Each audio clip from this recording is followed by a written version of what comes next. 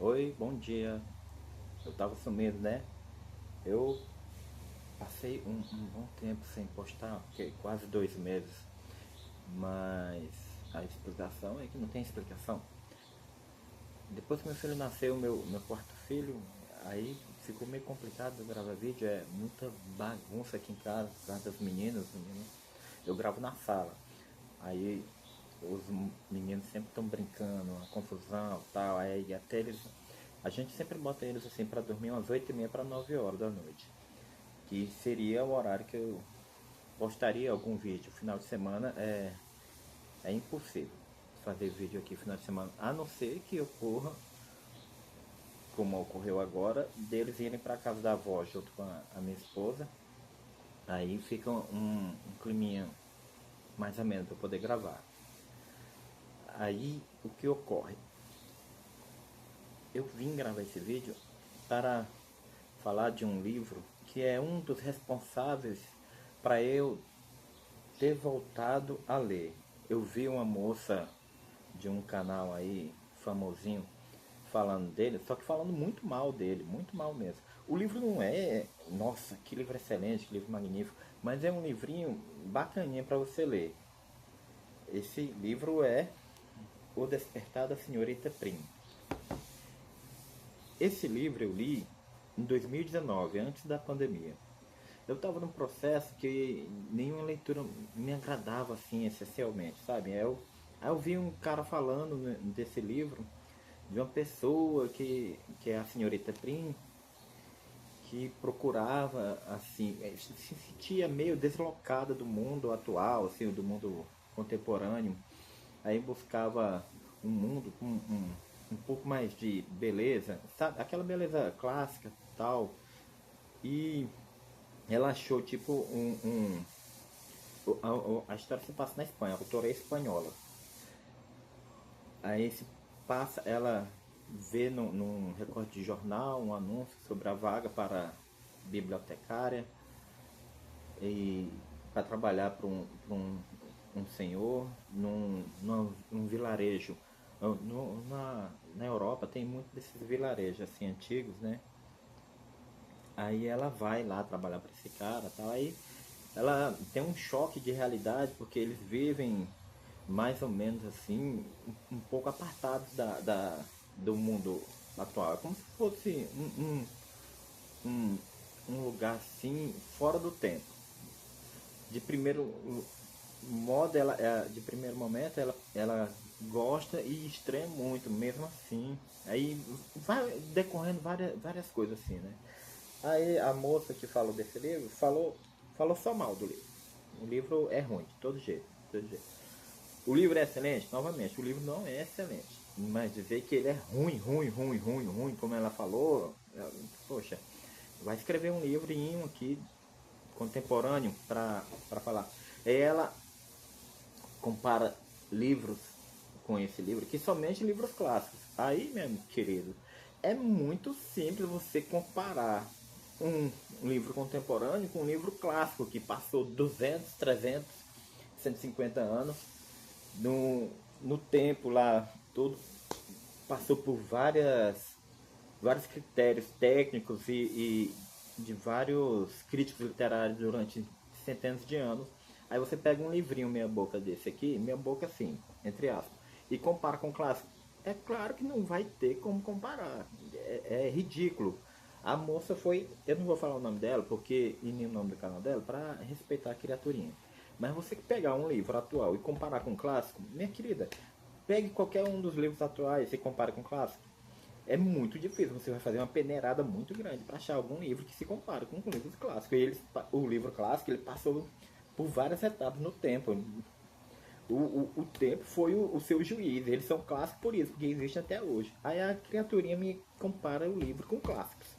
Poxa, é ridículo. Ela não pega nenhum livro atual, não, ó. Esse livro tem, você quer ler um livro melhor do que esse atual, contemporâneo? Pega esse livro. Eu não pego nenhum livro contemporâneo para comparar com esse livro aqui. Aí eu falei, meu Deus, que menina ridícula. Ela é muito inteligente, essa moça, viu? Ela é extremamente inteligente. Mas foi muito tola as comparações dela, assim. Ela parece o Felca, é muito. Se veste como Felca, o cabelo usa igual o do Felca. Aí eu, meu Deus, duas criaturas ridiculinhas. Aí pega e compara esse livro. Fala que o livro não presta, o livro é esse, o livro é esse. Pega um monte de estereotipado assim, estereótipos, um monte de itens no livro assim, e fala isso é assim, isso é assado, isso é assado. Poxa, o livro não é ruim assim não. O livro é bonzinho. Não é um livro que você vai chegar e falar, poxa, eu li um livro que ele é excelente. Ele vai gostar. É um livro que você pega, lê assim, ok, legalzinho. Aí pronto. Agora dizer que o livro é totalmente ruim, não. Aí eu comecei falando que esse é um livro que eu falei que é um dos responsáveis para eu voltar a ler. Porque o livro é muito bom? Não. Mas tem algo nesse livro que me fez pensar muito. Poxa, ele tem várias e várias citações de livros clássicos que até então eu ou não conhecia ou ignorava. Tipo, alguns dos livros que ele cita. Ele cita aqui a Eneida. Eu nem sabia o que era Eneida, que é de Virgílio. É o livro fundador de Roma, né? Ele cita Alice no País das Maravilhas, de Lewis Carroll. Ela cita também Júlio Verne, Alexandre Dumas, Stevenson, Homero, Walter Scott, São Boaventura, Santo Agostinho, Pantagruel de Rabelais, Platão, Cícero, Emily Brontë, John Dee, A Vulgata de São Jerônimo, Orgulho e Preconceito de Jane Austen, J.K. Chesterton, que é um dos meus autores preferidos,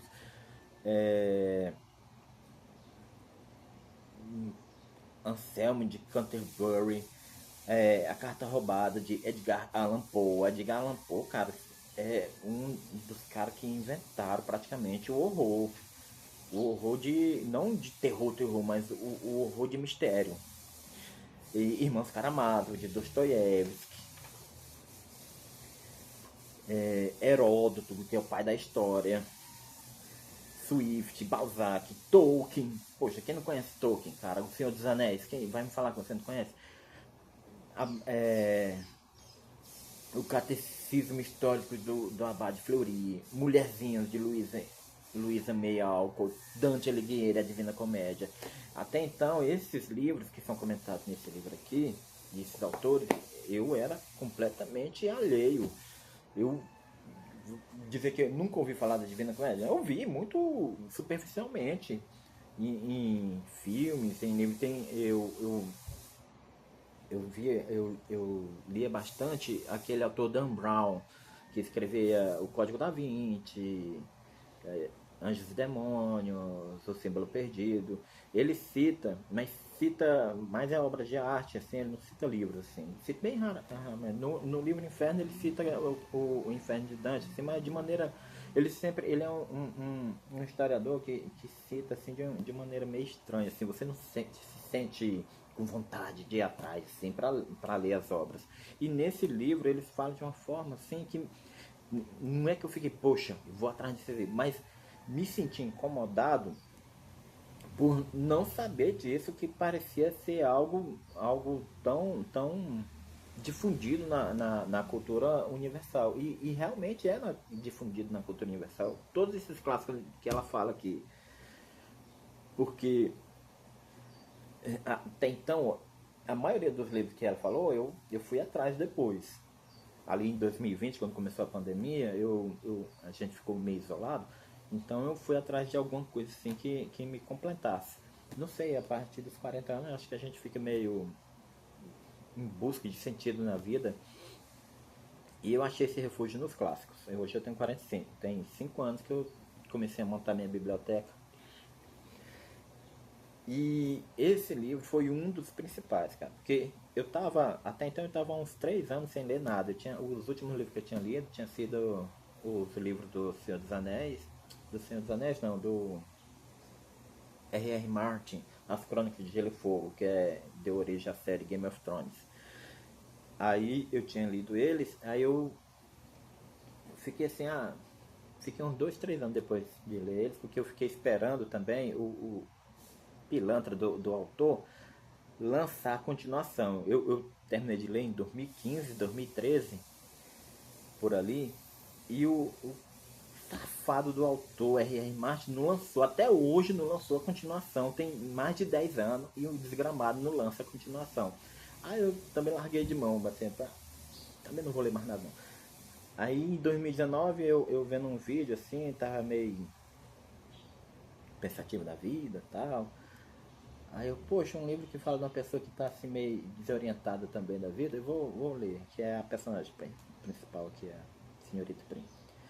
Aí ela citou tantos esses autores, tantos livros assim que eu até então desconhecia e era completamente ignorante da importância até mesmo.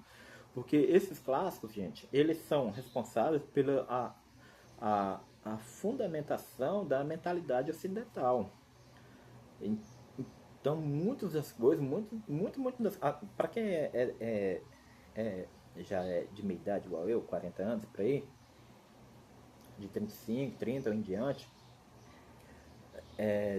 tinha aquele programa do Chapolin que o cara fazia várias e várias capítulos baseado em algum clássico. Só que você é completamente, eu no caso, era completamente ignorante do que se relacionava. O cara fala de Dom Quixote, fala de livros do Shakespeare, fala de Salomão da Bíblia, ele tem um monte de capítulos do Chapolin que é baseado em grandes clássicos da literatura. A Bíblia, por exemplo, se você, mesmo que você seja ateu, ela carrega as grandes histórias que até hoje são colocadas em grandes filmes, em grandes histórias. Os caras pegam um pouco da Bíblia, porque a Bíblia é um conjunto de livros muito interessantes. Mesmo que você seja ateu, você tem que conhecer, porque ele tem muito conteúdo bibliógrafo dentro da Bíblia. Né?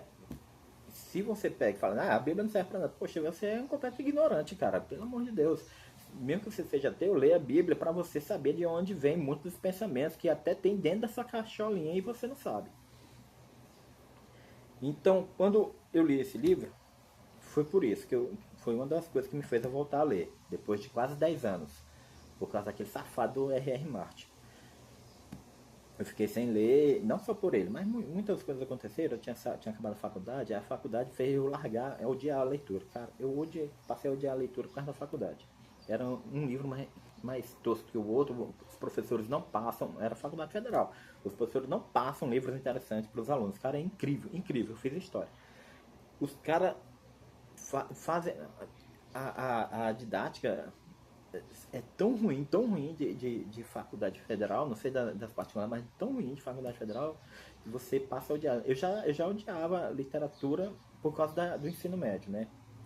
Eu sou de uma época, não sei se ainda hoje acontece, mas os abençoados dos professores na minha época passavam pro cara ler Ateneu, ler Dom Casmurro, ler livros clássicos extremamente pesados e difíceis de difícil compreensão, que o aluno só pode pensar assim, poxa, eu sou um completo inútil, eu não consigo entender essa bosta, porque diabo que esse professor tá passando isso para mim. E acaba pegando nojo da literatura. Cara, pá, esses professores têm que aprender, não sei se hoje está assim, mas aprenda, pelo amor de Deus, a passar livros contemporâneos, ou pelo menos alguns clássicos que sejam bem de fácil leitura, pelo amor de Deus. Vai passar um livro para o aluno, passa um E.B. White, que é a tia de Charlotte, Stuart Little, passa até mesmo Harry Potter. É só para aprender a ler, não é para ele virar um bosta que fala de Machado de Assis, de Essa de Queiroz, não. Tem professor que nem sabe o que é isso, não sabe nem falar nisso e passa por coitado do aluno. É uma desgraceira. O cara vai. Aqui no Brasil, o cara pega ódio de literatura, cara. Pega uns livros decentes e passa para as crianças, uns livros contemporâneos, uns livros ou se forem clássicos, bem simples, bem fácil de leitura. Tem uns livros infantis do Tolkien também que são uma delícia de ler, bem engraçado também. Tem Roverando, do Tolkien, tem, que é para infanto juvenil. Tem o, tem, como é que é o nome do outro lá? Mestre Guiles da Aldeia, que é uma história maravilhosa também. Tem muito livro bacana. Tem os livros do Sítio do Pica-Pau Amarelo, do Monteiro Lobato, que são uma beleza. Passa livro que a criança, que o jovem vai conseguir ler, cara. Não passa porcaria do Machado de Assis, não, de um Essa de Queiroz, de um. Nem Graciliano Ramos os caras conseguem ler direito, bicho. Você vai pegar um livro de Graciliano Ramos, que é um pouco mais contemporâneo, é ali da década de 30, 50, não sei. Mas é ainda muito difícil. Pega um livro decente para os alunos ler, cara. Senão fica aí um idiota de 45 anos que nem eu, que ficou muito tempo sem ler por causa de faculdade de ensino médio. Mas o vídeo foi para isso, foi para falar desse livro, do porquê que eu voltei a ler, que isso aqui me ajudou bastante a atiçar um pouco a minha curiosidade sobre os livros que são essenciais para qualquer um. Gente, antigamente, até a década de 60, 50 no Brasil, os alunos sabiam todas essas leituras, cara. Era uma coisa que era comum na cultura. Aí, mas os pobres, cacete, pobre nenhum, em lugar nenhum, em momento nenhum da história leu. Primeiro que há 150 anos atrás um livro era quase o preço de uma casa. Você ia em casa de gente que tinha muito dinheiro, não tinha livro, porque era um produto raro, extremamente caro, principalmente aqui no Brasil. O único lugar que tinha um pouco assim mais de leitura no mundo no século XIX era a Inglaterra, um pouco mais, não era uma coisa assim absurda também não. Tinha muito, era analfabeto também lá. Sempre teve, há 150 anos, 100 anos, sempre teve analfabeto no mundo todo, principalmente entre os pobres. Era coisa, raramente alguém sabia ler, se não fosse de família um pouco abastada. Então, foi esse o vídeo, muito obrigado. Depois eu vou fazer um outro vídeo falando sobre os livros que eu adquiri nesse mês de abril e março. Então, beleza, gente. Valeu. Beijo no coração. Tchau.